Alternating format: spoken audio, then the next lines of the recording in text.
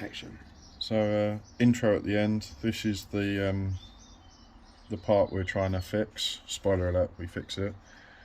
I'm not going to show you how to disassemble it. It's easy to work out. It's a bit awkward. There's just lots of tabs everywhere that you have to pull off, and then that lets you inside to the mechanism. So yeah, hopefully this will save you some money.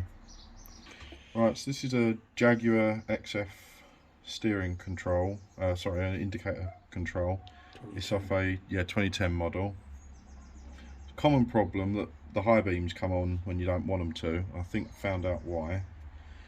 So this is the unit. Get my thumb out of the way. And there's a little slider down here. I'm not sure if you can focus on that and it sees it. There's a little slider in there. And when you change to high beam, that's high beam full, it's pushed it right to the end. Put it back to normal, it's in the middle. And then pass, oh, I pulled it out, but pass, it goes the other way as well. Now, if you look at the multimeter, what I've got actually... Hi all, Chris from the future here. I'm afraid my cameraman's worth about as much as I paid him because we missed all of this next section. This is where I have the multimeter hooked up to the back of the switch and test it on the ohm setting to prove where the problem is. I have it connected to pins 2 and 5, and the readings I got when the switch was in normal position, it was reading 1400 ohms. When the switch is in high beam, which is pushed forward, it was reading 900 to 1000 ohms, and when I had it on the pass setting, it was reading 600 to 700 ohms. How these switches work is the car, one of the body control modules, senses the ohm reading through this switch and changes the function accordingly. What we found was that the pass ohm reading, which is 600 to 700, was occurring far too often. So it was occurring when you'd move the indicator stalk round to the right, when it was set on normal before, and it was occurring when you would flash the pass, the switch would return but the ohm reading would stay because the contacts of those two contact patches, the middle and the left one, are too close together. Right, so we're inside it now, and this is the part here that determines what function the car does.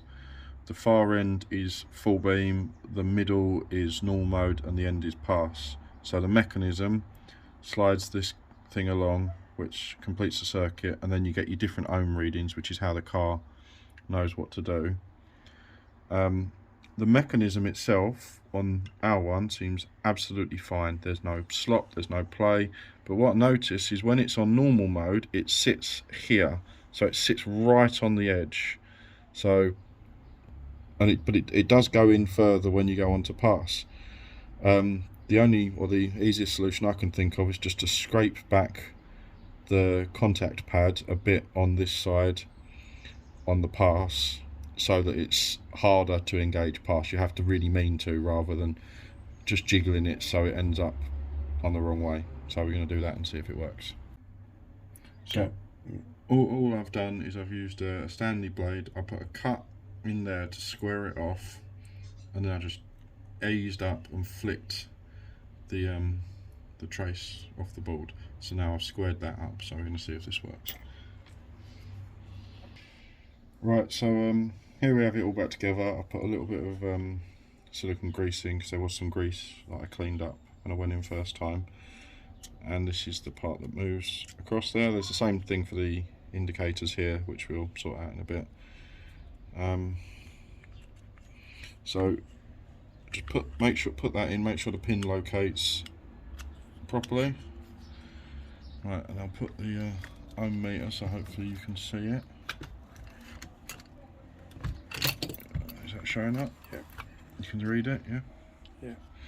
So that's it in normal position, and in high beams it should jump to 900, and then when we flash it, we want it to not go to to go to 600 and then come back to 1400. Oh, look at that, there we go. So that's what it wasn't doing before. Genius.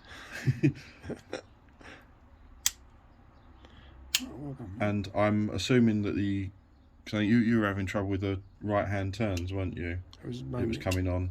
And so, on right hand turns. Yeah, so I think It's a bit hard to test that because it's sort of a little bit loose, but I think that's going to be fine, because it's not going off 1400.